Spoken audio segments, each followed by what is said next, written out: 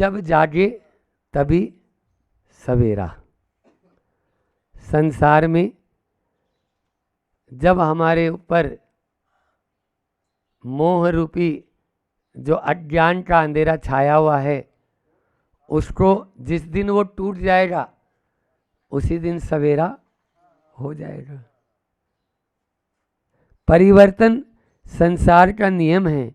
बिना परिवर्तन के आज तक कोई सिद्ध बना ही नहीं है, क्योंकि सिद्ध भी बने हैं तो वो परिवर्तन, उनकी पर्यायों में परिवर्तन होता होता उत्थान की ओर गए, तब उन्होंने अपनी आत्मा को सिद्ध कर लिया। इसी परिवर्तन के नाम से प्रतिदिन अपन एक श्रृंखला चल रही है और उस एक एक पायदान में चलते जा रहे हैं। कल कौन सा बताया था आपको? MBA है न, किस प्रकार से हम अपना स्वयं के जीवन का मैनेजमेंट कर सकते हैं। इसी प्रकार से कल नहीं परसों आपको बताया था चार्टर्ड अकाउंटेंट के बारे में कि हमें अपने किस चीज़ को हमें CA का वास्तविक महत्व, MBBS किस प्रकार से हम अपने चिकित्सक बन सकते हैं। आज हर कोई इंजीनियर बनना चाहता है। यहाँ पर रखा है हमारे पास में, वो कटिंग लाया नहीं, कि इंजीनियर तो बनते हैं।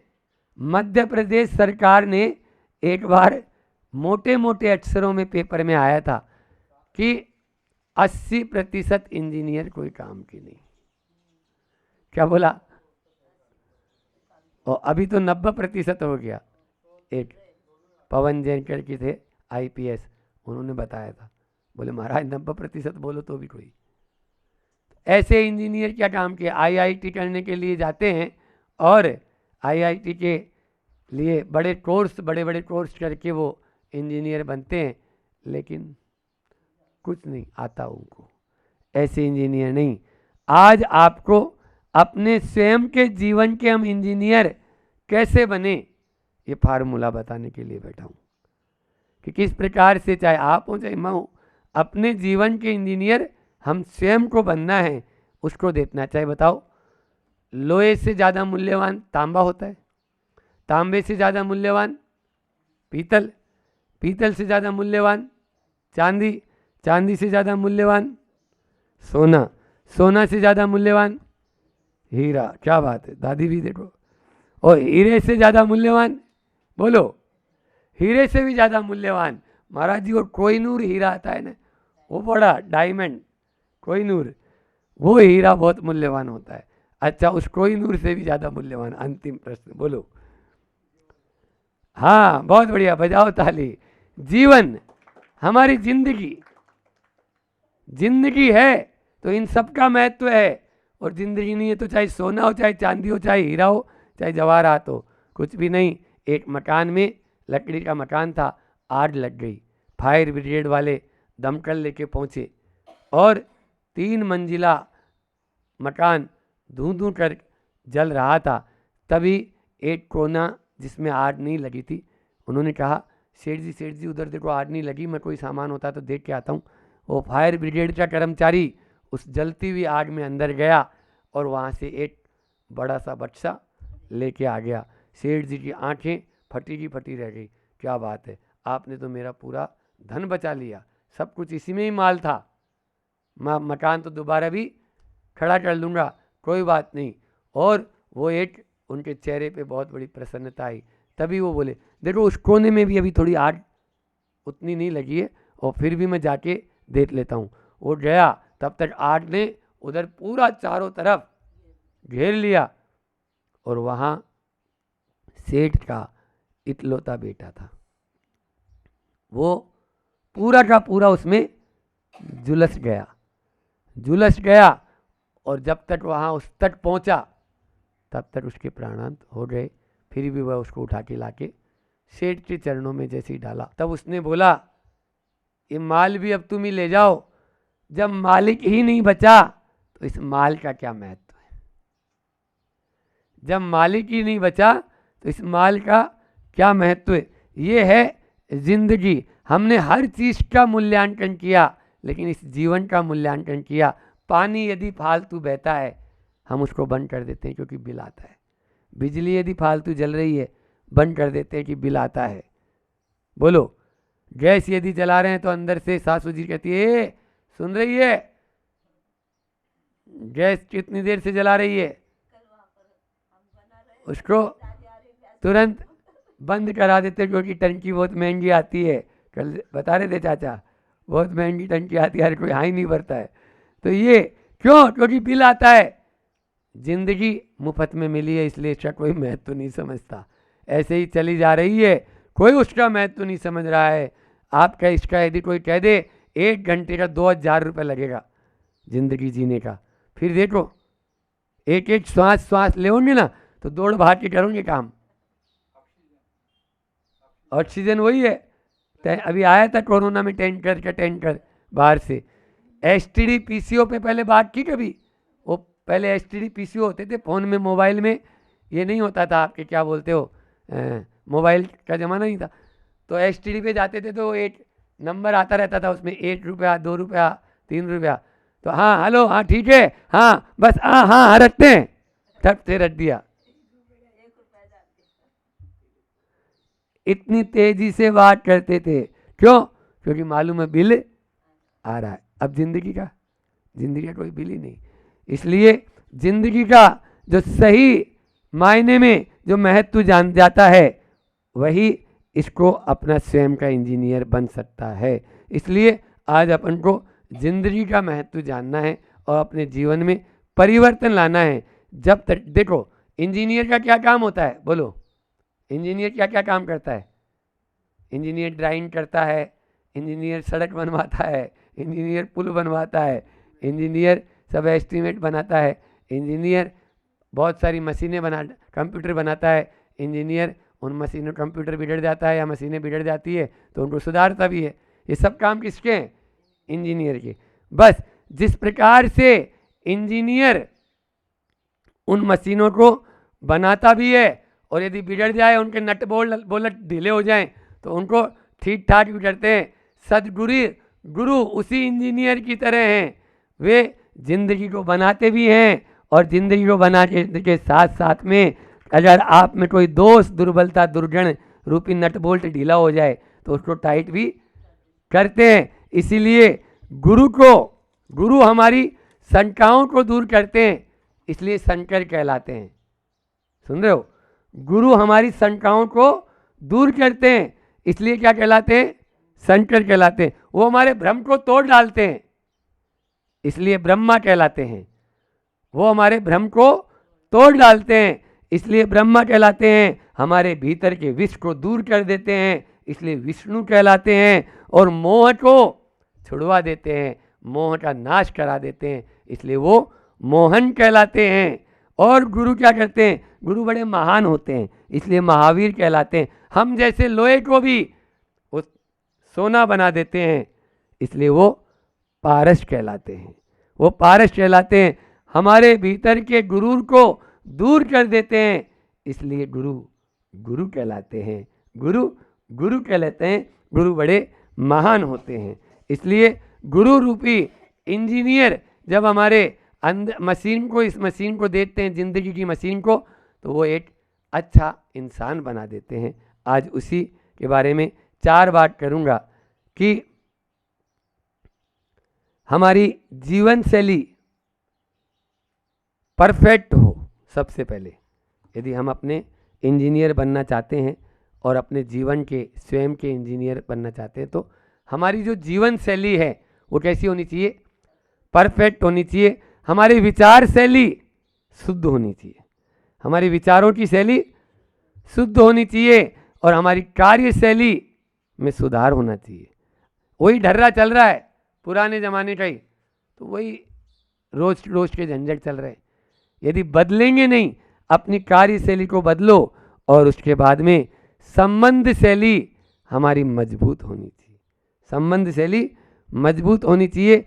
इसलिए हमें अपनी इस जिंदगी के इंजीनियर बनने के लिए इन 4 प्रकार की शैली को अपने जीवन में अपनाना है। लेकिन क्या करें, जब तक परिवर्तन नहीं लाएंगे, ध्यान रखना, तब तक कुछ भी नहीं है। जिंदगी एक बांस है, जिंदगी एक बांस है, चाहो तो शमशान में जलाने का काम में ले लो, चाहो तो शमशान में जलाने के लिए काम में ले लो।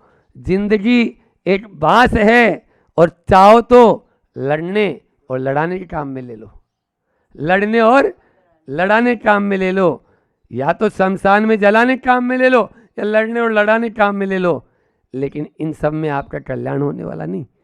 जिंदगी एक बांस है, जिंदगी संत कहते हैं जिंदगी एक बांस है, शमशान में भी काम में मत ले और लड़ाने के काम में भी मत ले। जिंदगी एक बांस है, उसको बांसुरी बना दो और अपने जीवन में मधुर संगीत उत्पन्न कर लो, मधुर संगीत उत्पन्न कर लो। इसलिए अपनी जो दोष, दुर्बलताएं और दुर्गुण हैं उनको अपने जीवन से हटाने पर ही हमारी जीवन शैली बहुत अच्छी हो सकती है। कल भी मैंने बताया था जीवन शैली कैसी होनी चाहिए, है ना। सुबह से लेकर शाम तक की हमारी दिनचर्या कैसी होनी चाहिए, आज बता रहा हूँ। जेब में आपके मोबाइल हो या ना हो, कोई फर्क नहीं पड़ने वाला।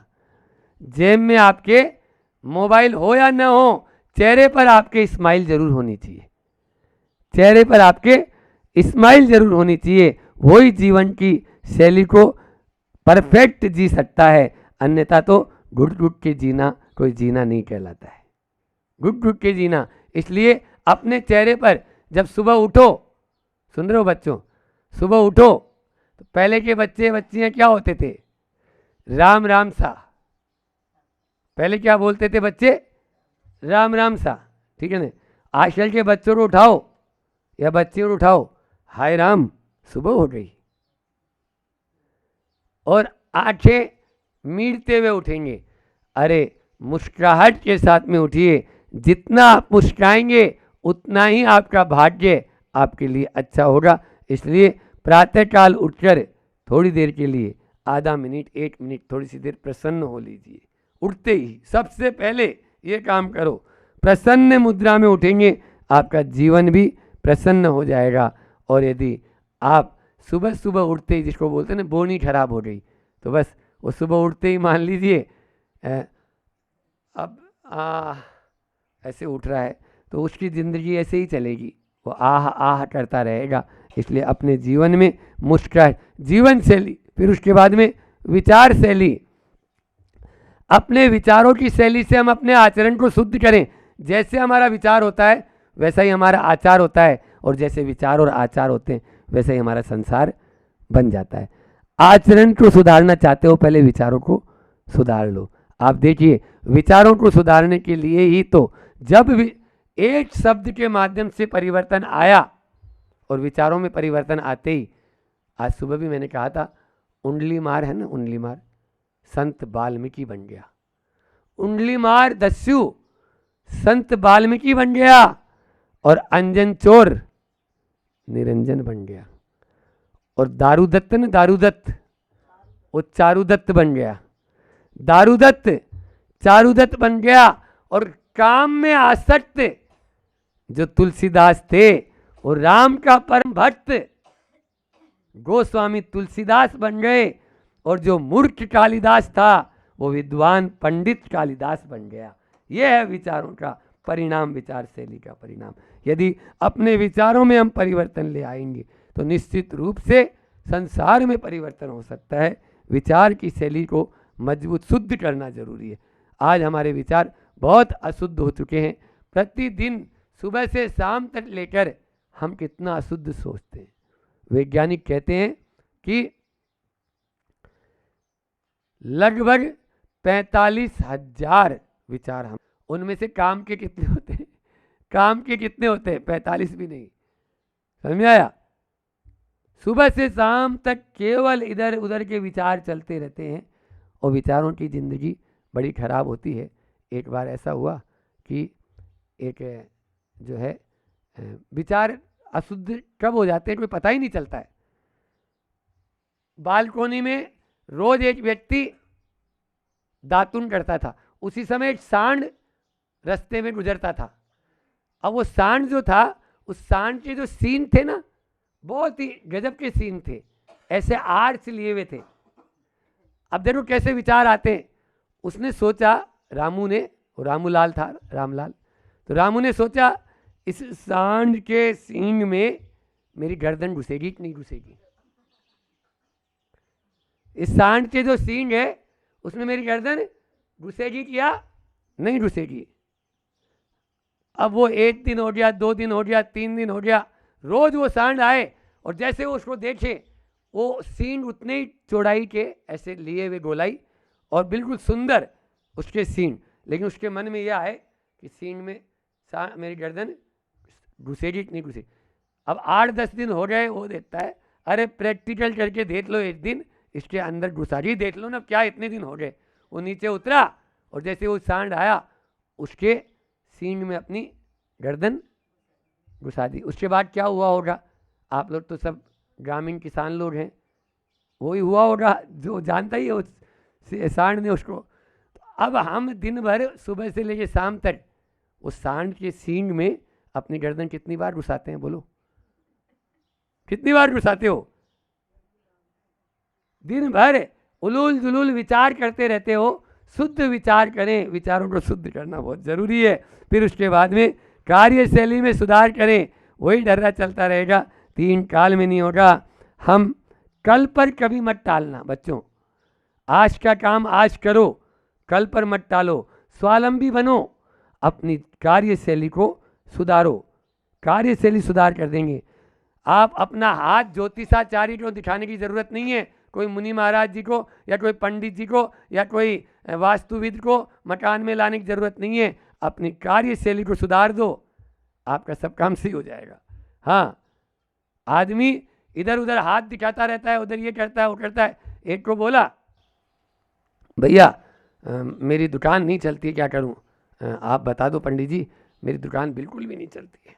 बोले एक काम कर, तुम 7 मिर्ची और 7 नींबू अपनी दुकान पे टाट लेना, 7 मिर्ची और 7 नींबू अपनी दुकान में टाट लेना, तेरी दुकान अच्छी चलेगी। बोले मेरी तो दुकान ही नींबू और मिर्ची की है।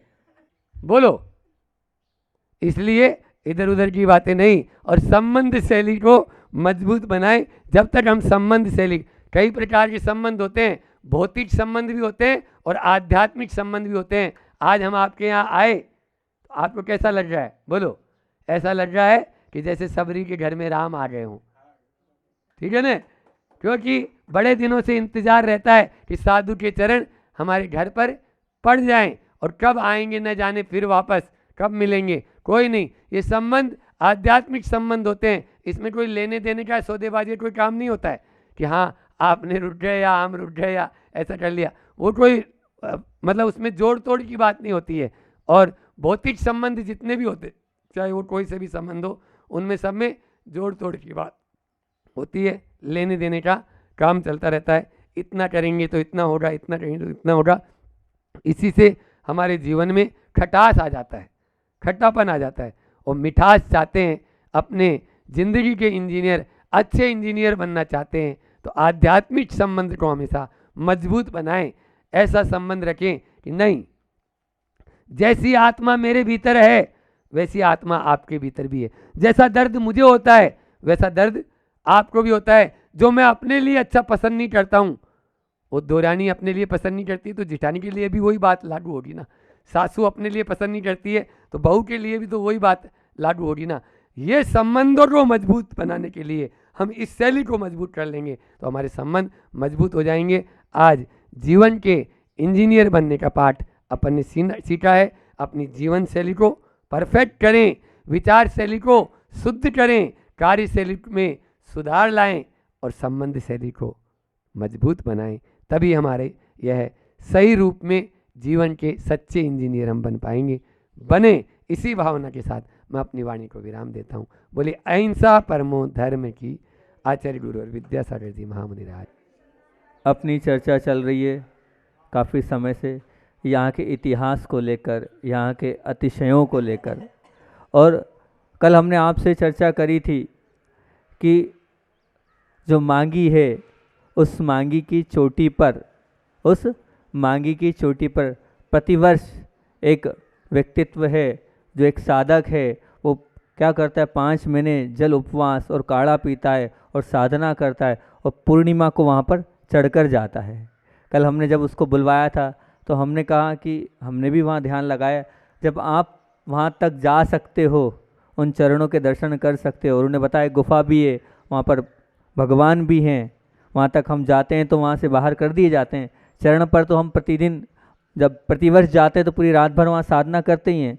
तो जब उनसे हमने कहा कि आप ऐसा नहीं हो सकता कि वहाँ तक, जब यहाँ तक सीढ़ियाँ बनी हैं तो वहाँ तक भी सीढ़ियाँ बन जाए, तो उन्होंने कहा हम देखते हैं, आज हम भी अपने साधना में बैठेंगे और यहाँ के भी देवों से आगे लेंगे, अगर वो परमिशन दे देते हैं तो बहुत अच्छी बात है। सबके दर्शन होना चाहिए उस चरण चिन्ह के और भगवान के। तो आज सुबह उनका मैसेज आया, बोले महाराज जी परवानगी, उनने परवानगी शब्द बोला। अब परवानगी मतलब महाराष्ट्र में होगा, बोले परवानगी मिल गई है, आदेश मिल गया है, आप चाहें तो वहाँ तक ऊपर तक सीढ़ियाँ बना सकते हैं।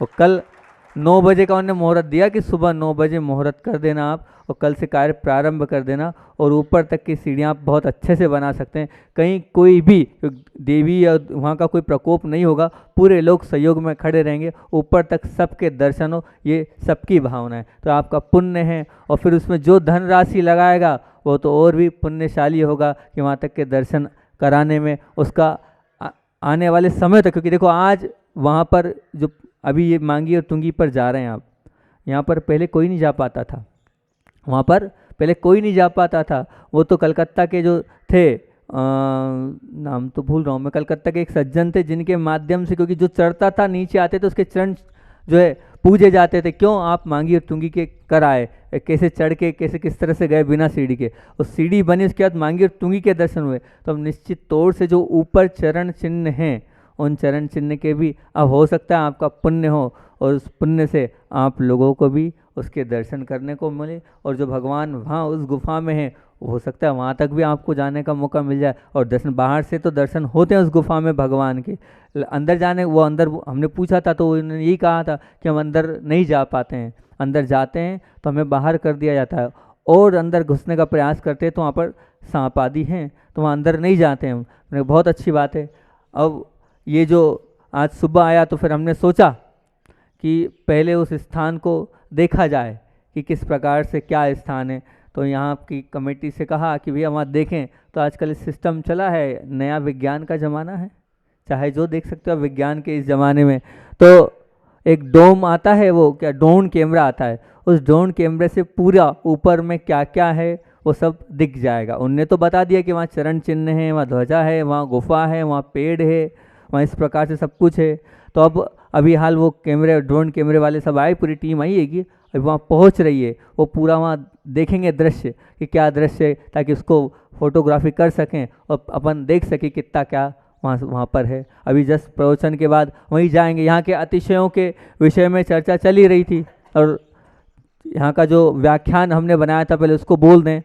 वैसे तो आज हमारा भाव था कि पूरा इसको सांगोपांग आज समाप्त कर दें, और जो पुराना हमने बताया है उसको कर दें, लेकिन पुराना यहाँ इतना तो कर ही देते हैं कि मांगी तुंगी का जो नाम है, बहुत सारे लोग आए हैं नए इंदौर के, बामोरा के, उनको वो नाम की व्याख्या तो सुन ही लें, बाकी और देखते हैं जितना हो सकता उतना, क्योंकि 5-7 यहाँ के प्रमुख और क्या क्या अतिशय हैं और रह गए, उसको सुनाने के बाद उसका रिवाइजेशन कर लेंगे। माँ से हमने अर्थ निकाला था, मांग होती है पूरी पूर्णिमा को सिद्ध भूमि, मांगी तुंगी के पांचनाथ प्रभु की भक्ति करने से। क्योंकि अब पूर्णिमा का बहुत महत्व है, वही कार्तिक पूर्णिमा पर ही वो ध्वजा चढ़ाई जाती है, और यहाँ पर 5 पूर्णिमा करने पर हर इच्छा की पूर्ति होती है। तो मांग होती है पूरी पूर्णिमा को सिद्ध भूमि, मांगी तुंगी के पाशनाथ प्रभु की भक्ति करने से। और गीत से गाया था, गीत गाते ही दुख दूर होते हैं, पूर्णिमा को सिद्ध भूमि मांगी तुंगी के पाशनाथ प्रभु की भक्ति करने से। और तू से बोला था कि टूटती है फूटती है कर्मों की लड़ी, पूर्णिमा को सिद्ध भूमि मांगी तुंगी के पाशनाथ प्रभु की भक्ति करने से। और गी से बोला था कि गीला शिकवा वाद विवाद दूर होते हैं, पूर्णिमा को सिद्ध भूमि मांगी तुंगी के पाशनाथ प्रभु की भक्ति करने से। यही जो 4 लाइनें, इन चारों लाइनों पर हमने इतने दिन, जितने दिन है हम यहाँ 15-20, उसी पर पूरा व्याख्यान लगातार चलता रहा। अभी कुछ बाकी रह गया है, पहले वो बताकर फिर उसका जितना आपका पुण्य का उतना रिवाइजन क्रीम हम आपको दे देंगे, आप पुण्यशाली हो। तो बहुत सारे अतिशय, जैसे एक और हमने बताया था कि यहाँ पर एक पास में मराठा समाज का एक लड़का आया था। वो जो लड़का था वो 13 वर्ष का था और वो जो बालक था उस लकवे के कारण वो चल नहीं पाता था। लेकिन जब वो पांचनाथ भगवान के चरणों में आया तो उनके अतिशय से वो चलने लगा। क्या हुआ? वो चलने लगा। ऐसे ही एक वार्षिक एक सज्जन थे, वो यहाँ आए और ऊपर पहाड़ पर दर्शन करने जा रहे थे। जो ऊपर पहाड़ पर दर्शन करने जा रहे थे, अकेले थे और अकेले होने के बाद उनने अपने पूरे जीवन काल में इतना बड़ा सर्प नहीं देखा। लगभग 12-13 फीट का इतना मोटा सर्प। उस सर्प को देखकर वो डर से गए कि कितने बड़े फन और इतना इतना बड़ा सर्प। अब वो घबराते गए। वो सर्प आगे आगे चल रहा था। अब वो ज़्यादा घबरा गए तो उन्होंने नमोकार मंत्र प्रारंभ किया। अब नमोकार मंत्र जैसे ही प्रारंभ किया, उनका कहना था कि वो सर्प था कि क्या था पता नहीं, वो एकदम के एकदम जैसे ही मैंने नमोकार मंत्र प्रारंभ किया, तेज तेज आवाज़ में वो विलुप्त हो गया, लुप्त हो गया। अब न जाने उस पहाड़ का कौन सा वो देवता था, क्या था, किस प्रकार था। अतिशय तो अनेक है। ऐसे एक एडला निवासी, यहाँ एडला निवासी अन्नासा उपाध्याय हैं, उनका जो लड़का है वो बोलता नहीं था। वो बोलता नहीं था, 10 वर्ष का वो बालक था। अब जब उसको यहाँ लाए और यहाँ लाने के बाद माथा उसने टेका और टेकने के बाद उसने सबसे पहला शब्द बोला, पार्श्वनाथ भगवान की जय। यहाँ पार्श्वनाथ भगवान की जय बोली और जय बोलने के बाद आज तक वो बालक बोल रहा है, आज तक वो सबसे बात कर रहा है। यहाँ भगवान की जय बोलवाई और जय बोला और आज तक वो बोल रहा है। ऐसे अनेक अतिशय हैं। एक अन्य धर्मावलंबी जो हैं मालेगांव के थे, भिक्ते तेवराम जी मिस्त्री, जिनकी जो पौत्री है, मतलब पोती कहते हैं उसको, पोती है, वो पोती ना बोल पाती थी, ना वो बोल पाती थी और ना चल पाती थी, चल भी नहीं पाती थी, ना बोल पाती थी। जब उसको लाए थे तो उसको उठाकर लाए थे और जब यहाँ लाए माथा टेका, माथा टेकने के बाद इसी प्रकार से उसने जय भी बोला और वो उसने परिक्रमा भी अपने पैरों से लगाई। यही पार्श्वनाथ भगवान की, ये पार्श्वनाथ भगवान का अतिशय है। आचार्य सूर्य सागर जी महाराज जी आए थे, जब यहाँ दर्शन के लिए आए तब धुलिया में और भी जहाँ जहाँ से वो आए, बड़े बड़े डॉक्टरों ने कहा कि महाराज जब ज़्यादा आप चल नहीं पाओगे, आपके जो पैर में कांच लगा हुआ उसके लिए ऑपरेशन करना होगा और सब कुछ सुन्न करना पड़ेगा और बहुत अंदर है वो, अब कोई तरीका नहीं है। तो उन्होंने कहा मैं मांगी तुंगी जा रहा हूँ, वहाँ देखते हैं जैसा भी होगा। वो यहाँ आए, उनने कहा किसी औजार की आवश्यकता नहीं पड़नी चाहिए, हे भगवान ये ठीक हो जाए, मुझे ऑपरेशन नहीं करना, मुझे इंजेक्शन आदि नहीं लेना। चमत्कार उनकी भक्ति का था कि वो कांच कहाँ गया पता नहीं, वो कांच कहाँ गया पता नहीं। मुनीश्वरनाथ भगवान जो विराजमान हैं, इन मुनीश्वरनाथ भगवान के विषय में ऐसा कहा जाता है कि जब ये आए थे तो इनको अंदर करने के लिए पूरी टीम आई थी, पूरी टीम आई थी कि भगवान को विराजमान करना है। लेकिन वो परेशान हो गए, 2 दिन हो गए वो भगवान, जबकि कोई बहुत बड़े भगवान नहीं है, लेकिन वो भगवान नहीं जा रहे थे। तो माता जी थी श्रेयांशमती जी, उन्होंने उनसे कहा कि आप एक काम करो, सब लोग मांस मटन मच्छी या जो भी आपका व्यसन है उन सबका त्याग कर दो और एक श्रीफल चढ़ा दो पार्श्वनाथ भगवान के चरणों में, वो भगवान ऐसे ही चले जाएंगे, आप मेरी बात मान जाओ। सब अन्य धर्मावलंबी थे, लेकिन माता जी ने बोला, साधु मुख से बात थी, उन्होंने त्याग किया। 1 घंटे के अंदर वो प्रतिमा ऊपर चढ़ गई। 2 दिन से परेशान थे, उन्होंने कहा हमारे नाक का सवाल है, बोले नाक अब पार्श्वनाथ भगवान बचाएंगे। तो ऐसे अतिशय बहुत से मैं अतिशय की बात करूं तो दूसरों की छोड़ो, दूसरों की छोड़ता हूं मैं, तो मैं स्वयं अपना स्वयं के जीवन का अनुभव बताता हूं, क्योंकि संबंध बहुत प्रकार के होते हैं, संबंध बहुत प्रकार के होते हैं। एक होते हैं आवश्यक संबंध, जैसे मान लीजिए घर में नौकर आवश्यक है, ऑफिस में मैनेजर आवश्यक है, व्यापार में क्या है ग्राहक का होना बहुत ज़रूरी है, बीमारी हो तो डॉक्टर का होना बहुत ज़रूरी है, बिल्कुल। अब मैच खेल रहे हो तो वहाँ एम्पायर का होना आवश्यक है। लेकिन ये जो आवश्यक संबंध है ना, जब तक आवश्यकता होती है तब तक ही रहते हैं, तब तक ही उनसे कोई मतलब रहता है, बाकी बाद में जो है उससे कोई मतलब नहीं। हमारा काम खत्म हुआ, सब कुछ संबंध उस पर, संबंधों पर क्या हो जाता है, पूर्ण विराम लग जाता है। एक संबंध आकर्षण वाले होते हैं, वो जो आकर्षण वाले संबंध, मित्र का व्यक्तित्व आकर्षण तो हम जब तक है, पत्नी का रूप आकर्षक तो हम लगे, नेता का वक्तव्य आकर्षक हम उसके पीछे लगे, खिलाड़ी की वो कुशलता आवश्यक तो हम उसके पीछे पड़े, वो कोई नेता अभिनय है, मतलब कोई एक्टर से उसकी वो कला बहुत अच्छी है तो हम आकर्षक। पर ये संबंध भी कब तक रहेंगे, जब तक उसके अंदर वो आकर्षण है तब तक ही आप उस पर आकर्षित हो सकते हैं। बाद में क्या, जैसे आकर्षण खत्म हुआ वो संबंध खत्म। लेकिन मैं उन दोनों संबंध की बात नहीं कर रहा हूँ, मैं कर रहा हूँ आत्मीय संबंध की बात। आत्मीय संबंध क्या होता है, एक पिता का पुत्र से जो संबंध होता है वो होता है आत्मीय संबंध। वो क्या कहलाता है? आत्मीय। एक शिष्य का गुरु से क्या संबंध होता है? वो कहलाता है आत्मीय संबंध। एक भक्त का भगवान से क्या कहलाता है? एक आत्मीय संबंध। एक अच्छे मित्र का एक अच्छे मित्र से क्या संबंध, क्या कहलाता है? यह आत्मीय संबंध। एक सज्जन के लिए, एक गुणवान का क्या संबंध कहलाता है? वो है आत्मीय संबंध। एक संस्कारी के लिए एक संत का क्या कहलाता है? यह आत्मीय संबंध। ये आत्मीय संबंध जो होते हैं ना कभी कम हुए हैं और न कभी कम होते हैं। तो मैं अपने आत्मीय संबंध की बात कर रहा हूँ। मेरी भावना थी कि गुरुजी के पास से स्वयं मैसेज आए। अभी तक तो आ रहा था, हम आगे रह के बोलते थे यहाँ जा रहे हैं, वहाँ से पूरा आशीर्वाद गुरुजी पास से आता था। यहाँ आकर हमने कहा हम भी पूर्णिमा पे कुछ मांगते हैं, क्योंकि पूर्णिमा हमने भी एक करी। हमने कहा अब हम मंगाएंगे नहीं, वहीं से मैसेज आना चाहिए कि विहार किस ओर करना है। तो वह अपने आप वहाँ से पूज्य गुरुदेव के पास से प्रसाद साई से मैसेज आया कि आपको किस ओर जाना है। वहाँ से पास में गजपंथा है, गजपंथा की ओर विहार करना है, ऐसा आचार्य श्री के मुख से निकला है। तो हमने कहा वास्तविकता में यहाँ के भगवान चमत्कारी है। हमारी भावना भी पूरी यहाँ के भगवान ने पूरी कर दी। यहाँ माथा हमने भी टेका तो हमारी भावना भी इन भगवान ने पूरी करी है। जो मांगता है सबको सब कुछ मिलता है, ये तो है ही। अभी उस दिन जब हम यहाँ शैलेश जी के कहने पर गए थे, तो शैलेश जी के परिवार पिताजी जो थे उनको देखा। देखने के बाद हमने तुरंत वहीं निर्णय लिया, अब ऐसा लगता नहीं है क्या है, तो हमने वहीं सब चीज़ों का त्याग करा दिया। परिवार वाले बोलने लगे, बोले महाराज जी आप इतने जल्दी, मैंने कहा पार्श्वनाथ भगवान ने दे दिया इंटिमेशन कि सब त्याग करा दो, सिर्फ दो चीज़ रख रहे हो मात्र, लौकी और छाछ, अब कुछ नहीं रख रहे। उन्होंने कहा हाँ कुछ नहीं रखना, चिंता नहीं करो, पार्श्वनाथ भगवान पर विश्वास रखो, सब अच्छा होगा। दो चीज़ें रखी और दो चीज़ें रखने के बाद फिर दूसरे दिन ही सब कुछ त्याग। महाराज जी तो हम तो नहीं जा पाता, हम तो आहार चल रहा था, सब कुछ त्याग हुआ। ऐसा समाधि पूर्वक मरण हुआ। वो मरण किसके कारण हुआ? उनने पार्श्वनाथ भगवान की इतनी सेवा करी थी। इस सेवा का ही प्रतिफल है कि उनका समाधि मरण वो भी साधु की संगति में हुआ। मैंने ये चमत्कार माना, ये मैंने अतिशय माना।